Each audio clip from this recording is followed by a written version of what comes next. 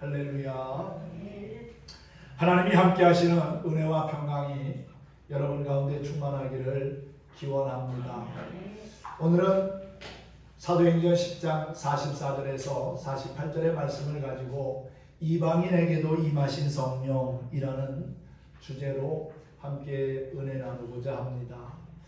지난주에 이어서 오늘도 성령의 임재에 관한 말씀을 함께 나누겠습니다.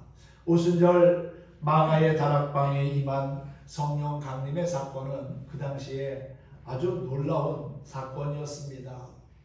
예수님의 제자들의 마음에 큰 힘과 용기를 갖게 했고 하나님의 놀라운 능력을 체험하게 했으며 예수가 그리스도라고 하는 사실을 담대하게 선포하여 초대교회가 세워지게 했습니다. 뿐만 아니라 예루살렘에서 시작된 복음의 역사가 유다와 사마리아와 그리고 땅끝을 향하여 전파되는 계기가 되었다는 사실이지요. 사도행전을 성령행전이라고 말할 정도로 저자인 누가는 성령의 역사하심을 세밀하게 기록하였는데 성령이 다양한 곳에서 차별이 없이 사모하는 모든 사람에게 임하였다는 사실을 증거하고 있습니다. 그 중에서도 이방인들에게 성령이 임한 사건은 예수님의 제자인 사도들조차도 이해하고 받아들이기 힘든 사건 가운데 하나였습니다. 하나님의 사랑에서 비롯된 구원의 역사는 남녀노소를 가리지 않습니다. 민족과 인종을 차별하지 않으신다는 사실을 깨닫게 하지요. 교회의 역사는 성령을 통해서 시작되었고 성령을 체험한 사람들의 고백과 전도에 의해서 부흥하며 발전해 왔습니다. 아마존 정글 지역 선교사들이 운영하는 기독교 학교에 외모가 흉한 소녀가 찾아왔습니다. 이 소녀는 코가 없는 기형인데다가 정신지체를 앓고 있는 아이였습니다. 하지만 교감 선생님은 소녀가 학교를 다닐 수 있도록 허락해 주었습니다. 학교에서 소녀가 할 수 있는 일이라고는 노래 몇 마디를 배우는 일뿐이었고 다행히도 소녀는 유독 노래를 잘 외워서 부르는 장점을 가지고 있었습니다. 그런데 소녀가 학교 생활을 시작한 지 몇 달이 지났을 때 소녀에게 거부감을 가진 학생과 학부모 그리고 교사들이 이 소녀가 학교에 다니는 것을 강력하게 반대했습니다. 결국은 소녀는 학교에서 나가게 되었고 자신의 부족 마을로 돌아갈 수밖에 없었습니다.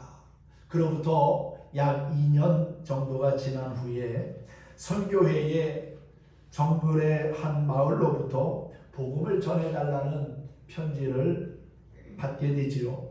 선교회는 마을의 요청을 받아들여 선교사를 파송했습니다.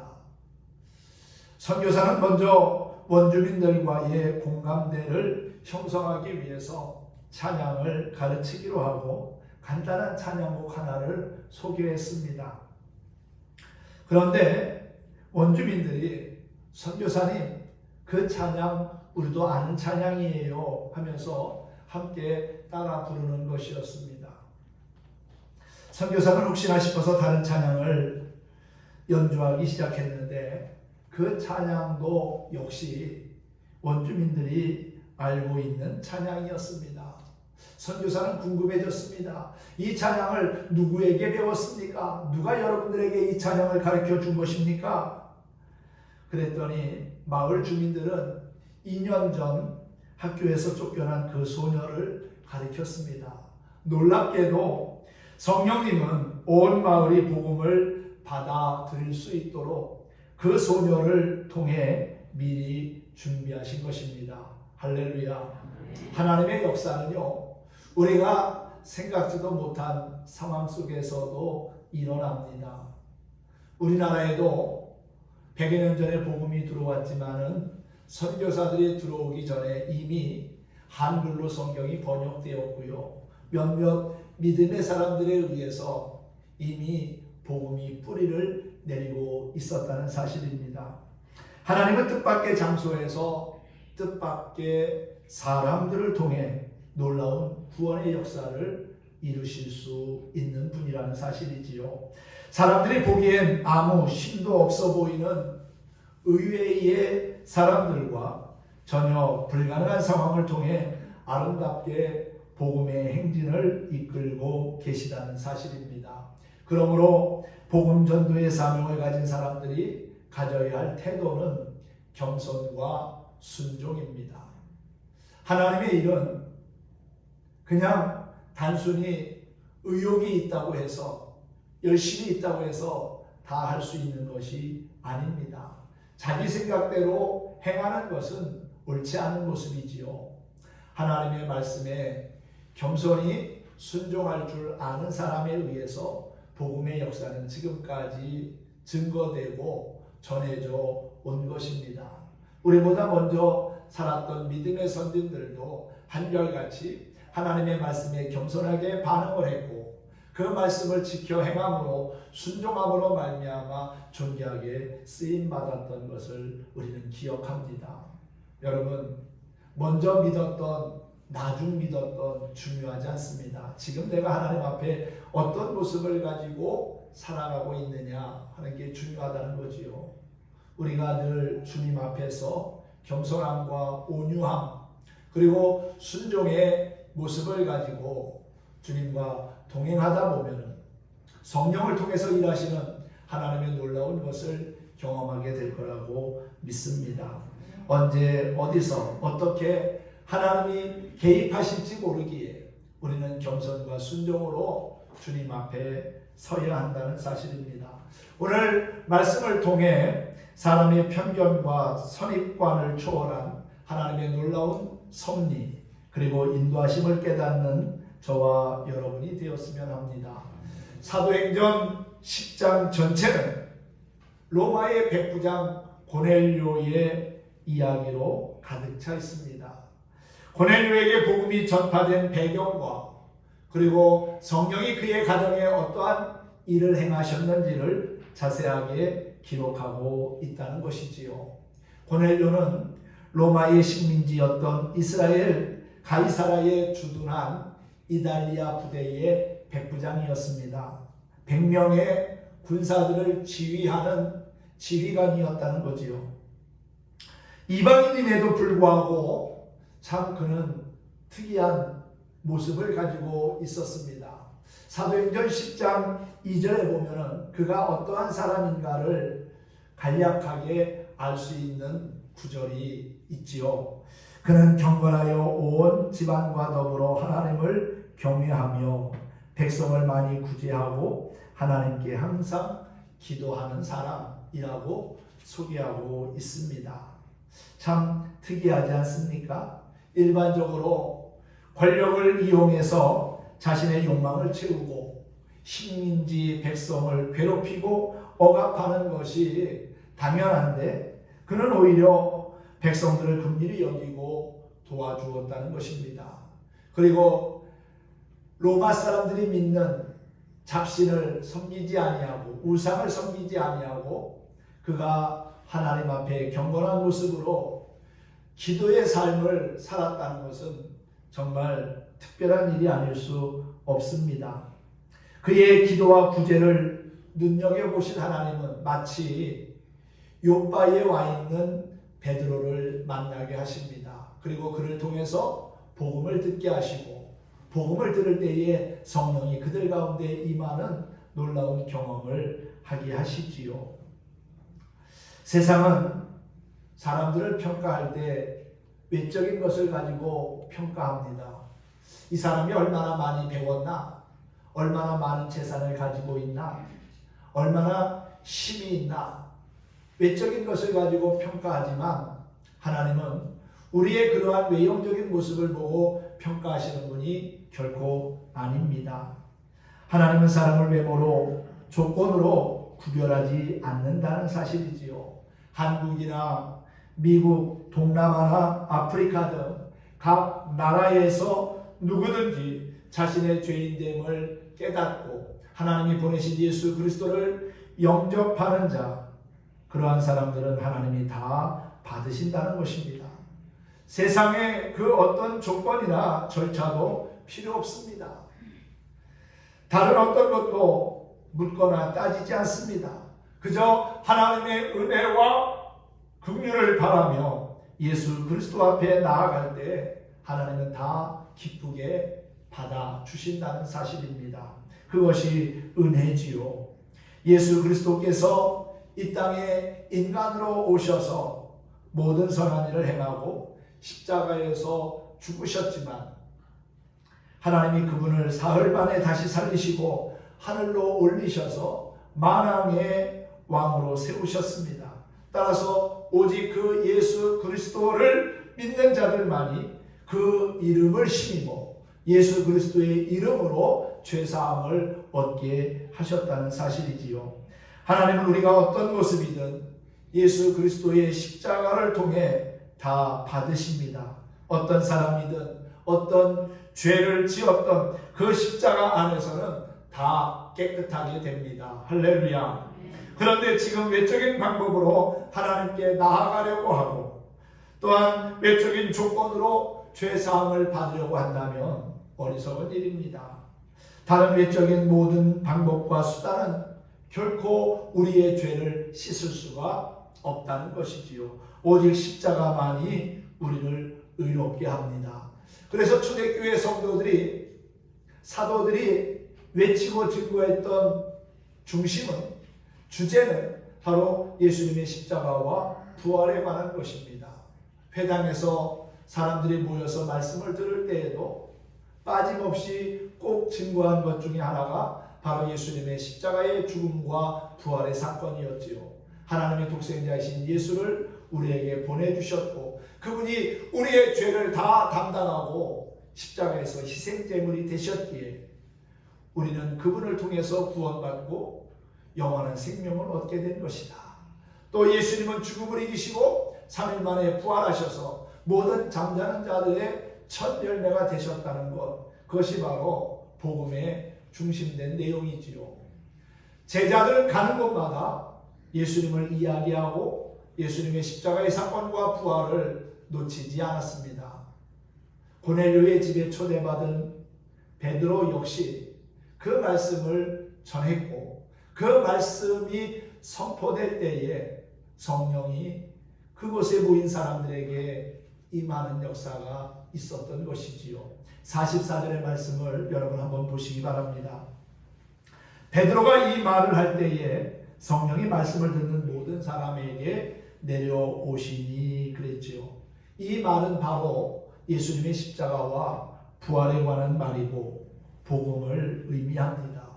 복음을 들으면 의심의 안개는 사라지고요. 믿음이 생깁니다. 그리고 성령의 임재를 체험하게 됩니다. 말씀을 듣는 모든 사람에게 성령이 임했다고 했는데 그들이 누굽니까? 앞에 24절을 보면 고넬료가 그의 친척과 가까운 친구들을 모아 기다렸다고 했습니다. 누굴 기다린 겁니까? 베드로를 기다린 겁니다. 하나님께서는 그의 기도와 구제를 보시고 그에게 더 좋은 은혜를 주시려고 베드로를 만나게 한 것이지요. 베드로는 그 당시에 초대교회를 이끌어가던 수장이었습니다. 믿음의 리더였습니다. 그를 만나서 복음을 듣는다는 것은 큰 은혜고 축복이 아닐 수 없습니다. 예수님과 3년을 동고동락했던 사람이지요. 또 예수님의 제자 가운데 수제자입니다. 그를 통해서 복음을 듣는다고 하는 것은 참 귀한 일입니다. 하나님은 기도와 구제에 힘썼던 고넬료를 기억하시고 그에게 그러한 은혜를 주시고자 했던 것이지요. 어떻게 보면 고넬료는 참 좋은 사람인 것 같아요. 혼자 물론 복음을 듣고 구원을 얻을 수도 있지만은 그는 혼자가 아닌 주변 사람들에게도 구원의 기쁨을 함께 나누려고 했다는 것입니다. 우리도 신앙생활하면서 나만 예수 믿고 구원받아 천국 가기보다는 아직도 믿지 않는 우리의 가족과 이웃을 주님께로 인도해야 하고, 내가 만나고 경험했던 그 예수님을 또 이야기하고 전할 수 있어야 합니다. 내가 신앙생활하면서 내가 예수님을 믿음으로 말미암아 내 삶에 이러한 변화가 생겼고 이러한 구원의 기쁨을 얻게 되었고 하나님 나라를 이제 확신하며 살아가게 되었다. 내가 만났던 그 예수님을 당신도 만나기 원합니다. 우리 함께 예수 믿고 구원받아 천국 갑시다. 그렇게 말할 수 있는, 전도할 수 있는 복된 성도가 되기를 소망합니다. 고넬료가 바로 그런 사람이었잖아요. 혼자 하나님의 말씀을 들을 수 있음에도 불구하고 그는 혼자가 아닌 일가 친척을 초청했습니다. 그리고 가까운 친구들을 오게 했습니다. 그리고 함께 말씀을 경청한 것이지요. 주의 말씀이 선포될 때 성령이 임하셨다는 것입니다. 할렐루야. 사랑하는 성도 여러분, 십자가와 부활의 사건을 누구보다도 자세하게 알고 경험했던 베드로, 또 성령 강림의 체험을 하면서 그는 놀라운 변화를 경험했지요. 그런 베드로가 이번 고넬료 사건을 통해서는 예수 그리스도의 복음이 유대인을 넘어서 이방인 세계 만방에 퍼져나가기를 원하시는 성령 하나님의 뜻을 깨닫게 된 겁니다. 그리스도 안에서 새로운 피조물이 된 믿음의 사람들은 날마다 새 사람으로 거듭나게 되어 있습니다. 우리가 믿는 하나님, 어떤 하나님이십니까? 세상 우주 만물을 창조하신 하나님이시지요. 창조주 하나님은 반복적인 일상생활 속에서도 날마다 새로운 일을 이루어 가신다는 사실입니다. 그러므로 신앙의 고정관념이나 편견에 사로잡혀서 헛된 것을 고집하고 또 비본질적인 것을 진리인 양 붙잡는 것은 지양해야 될 일이라고 봅니다. 성령은 베드로가 말씀을 선포하는 가운데 임했습니다. 이 사건이 놀라운 이유는 생각지도 않은 이방인들에게 성령이 임하셨다는 것입니다. 당시 유대인들은 하나님의 은혜를 입는 것은 선택받은 자신들만의 것이라고 생각을 했습니다.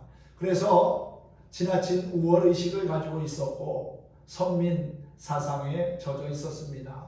자신들은 아브라함의 후손이고 구원받은 존재지만은 이방인들은 다 죄와 저주 아래 있고 멸망받을 존재라고 생각을 한 겁니다. 스스로 그들과 벽을 만들고 선을 그어서 이방인들과는 접촉도 하지 아니하고 교제도 하지 아니하고 상관하지 않는 그러한 삶을 살아왔다는 것이지요. 그랬는데 유대인들만의 전유물이라고 생각했던 구원의 역사가 또 성령의 역사하심이 이방인들에게까지 선포되고 전해지게 된 것은 예수님의 제자들조차도 사실 이해하기 어려운 모습이었습니다. 하나님은 유대인뿐만 아니라 이방인들에게도 구원의 역사를 이루시는 전능하신 분입니다. 성령을 통해서 하나님은 그렇게 하나님의 선한 구원의 역사를 펼쳐나가셨고 그것이 결국은 100여 년 전에 우리나라에까지 증거되어서 우리가 예수 믿고 구원받아 하나님의 자녀로 살아가고 있는 것이지요. 이번 사건이 더욱 특이한 것은 사도들이 안수하거나 아니면 성령이 임하시길 간구한 상황이 아니라는 겁니다. 단순히 그냥 하나님의 말씀을 듣는 가운데 성령께서 주권적으로 임하셨다는 것이지요. 당시 고넬료 집에서 성령을 경험한 사람들은 모두가 다 이방인이었습니다. 고넬료는 로마 사람이지요. 그런데 그의 일가 친척들 그리고 친구들 역시 이방인이었음에 틀림이 없을 겁니다. 그 이방인들에게 하나님의 은혜가 물붓듯 부어졌다는 사실입니다. 그런데 참 또 놀라운 것은요, 앞에 있는 말씀을 보면은 베드로가 고넬료의 초대를 받아서 자신 내키지 않는 마음을 가지고 왔는데, 보니까 고넬료 혼자만 있는 것이 아니라 그의 친척들, 친구들, 아마 로마의 여러 백부장들이, 장교들이 그 자리에 있었을 거라고 생각이 됩니다. 로마 사람들에 대한 불편한 감정을 가지고 있었던 베드로, 마음 편하지 않았을 겁니다. 그런데 그 집에 갔는데 이 고넬료 백부장이 베드로의 발 앞에 무릎을 꿇고 절을 하는 모습을 보입니다. 얼마나 당황스러웠을까요? 사도행전 10장 25절에 보면 마침 베드로가 들어올 때에 고넬료가 맞아 발 앞에 엎드려 절하니 그랬어요. 고넬료는 로마의 백부장입니다. 100명의 군사들을 거느리는 지휘관입니다. 또 그의 친구들 역시 장교들이었을 겁니다. 지위와 명예를 중요시하는 사람들입니다. 그런데 일개 식민지 국가의 어부 출신인 베드로에게 엎드려 절을 했다? 이것은 굉장히 획기적인 사건이지요. 아마 오늘날 같으면은 인터넷의 기사거리가 되기에 충분했을 겁니다. 사실 베드로는 배우지 못한 사람이고요. 갈릴리 바다에서 물고기 잡으면서 일생을 살아온 사람입니다. 그에 비해서 고넬료는 지위가 높은 사람이고 또 배운 사람이고 권력과 명예가 있었던 사람입니다.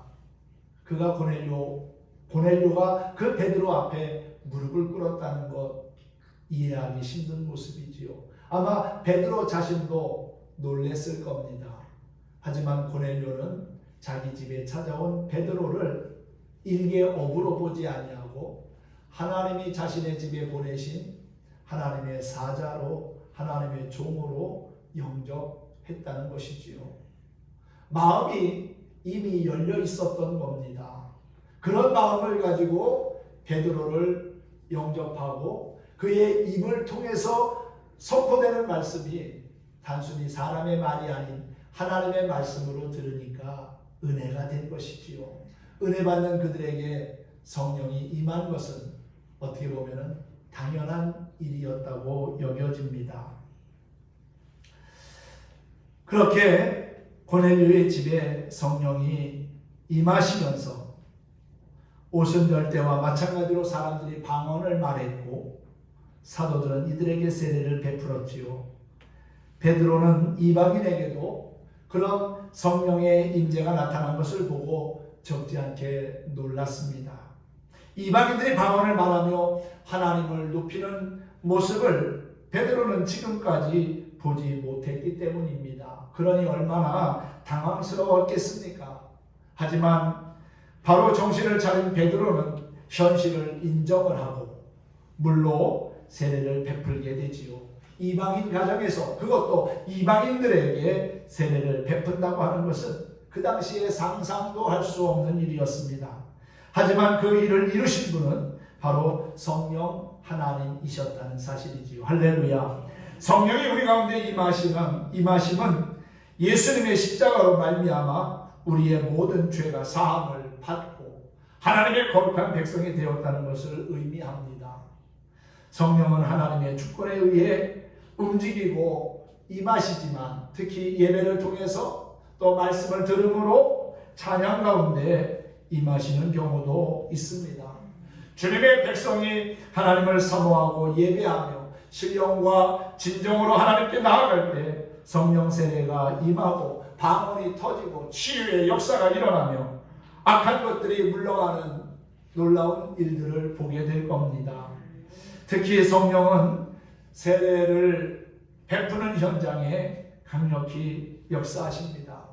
그분의 백성이 죄와 죽음의 권세로부터 벗어나서 예수 그리스도로 고백하는 감동의 현장에 임하셔서 복을 더하신다는 겁니다.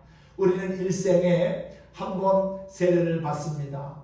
세례는 우리의 죄를 씻어내고 이제는 더 이상 죄된 것에 우리의 삶을 허락하지 아니하고 영원하신 하나님께 소망을 가지고 천국의 소망을 가지고 믿음으로 살겠다는 고백과 함께 행해지는 거룩한 예식이 바로 세례지요.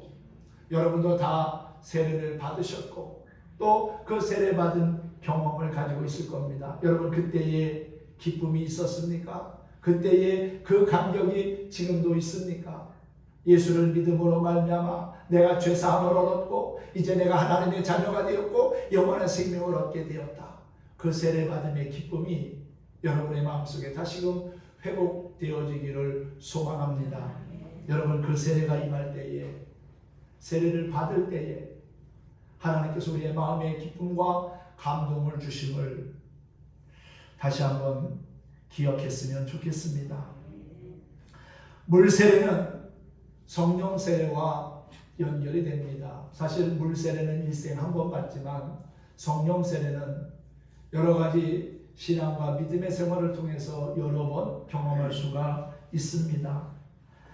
물을 붓는다, 물에 잠긴다 라고 하는 의미를 지닌 세례는 성령의 기름 부으심과 연결이 되고요. 성령의 은혜로 모든 죄악이 씻기고 옛 자아가 죽으며 새로운 부활과 영생의 삶을 시작하게 되었다는 의미가 있습니다. 그러므로 한 사람의 인생에 있어서 세례는 가장 복되고 거룩한 변화와 회복의 순간입니다. 내가 그리스도 안에서 다시금 태어나는 거듭남의 순간이 바로 세례의 예식을 통해서 행하여 준다는 것이지요.